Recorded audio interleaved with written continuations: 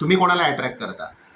सकारात्मक विचार करता की नकारात्मक विचार करता? जर तुम्ही सतत नकारात्मक विचार करत असाल तर नकारात्मक विचारांचं बीज तुमच्या मेंदूमध्ये कोरलं जातं. तर थोडक्यात तुम्ही जर विचार केलात की माझ्याने हे होणार नाही, कसं करू शकेल?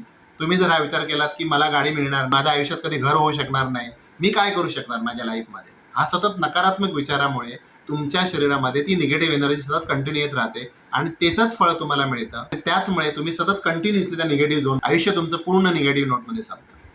ते जर तुम्ही पॉझिटिव्ह एनर्जी सतत कंटिन्यू घेतलात, सकारात्मक सतत विचार करत राहिलात, प्रॉब्लेम तर सर्वांच्या लाईफमध्ये आहेत, पण ह्या प्रॉब्लेममधून मी कसा बाहेर पडू शकतो, यासाठी मला काय काय उपाययोजना केल्या पाहिजेत, तर तुम्हाला त्याची सोल्युशन सुद्धा मिळायला सुरुवात होते आणि तिथे तुम्हाला लॉ ऑफ अट्रॅक्शन काम करतो. निश्चितच त्याच्यातून मार्ग मिळतो आणि वैश्विक शक्ती तुमच्यासाठी ते काम करायला सुरुवात करते.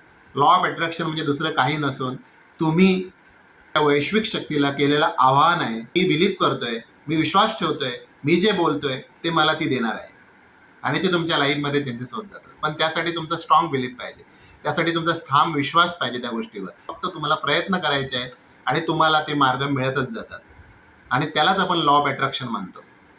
तुम्ही अनडाऊटफुल कंडिशनमध्ये त्यासाठी काम केलं पाहिजे. तुम्ही डाऊट 1% जरी ठेवलात तरी तुमच्यासाठी लॉ ऑफ अट्रॅक्शन काम करणार नाही. तर मित्र, नेहमी सकारात्मक विचार करा, नकारात्मक विचारांना कधी थारा देऊ नका. तुम्ही कुठल्या पण कंडिशनमध्ये असाल, तुम्हाला कुठल्या पण प्रकारची चिंता असेल, भय असेल, नैराश्य असेल, पण तुम्हाला सोल्युशन हे मिळणारच आहे. तुम्ही सकारात्मक विचार केलात तर. पॉझिटिव्ह वाईब्स या नेहमी तुमच्यासमोर ठेवण्याचा प्रयत्न करा. त्यासाठी कोणत्या गोष्टी केल्या पाहिजेत हे आपण पुढील व्हिडिओमध्ये बघू. जर माझे व्हिडिओ आवडत असतील तर माझ्या डॉक्टर आनंद भाऊ या यूट्यूब चॅनेलला सबस्क्राईब करायला विसरू नका. शेअर करा, लाईक करा आणि डॉक्टर आनंदसोबत सदैव आनंदी राहा.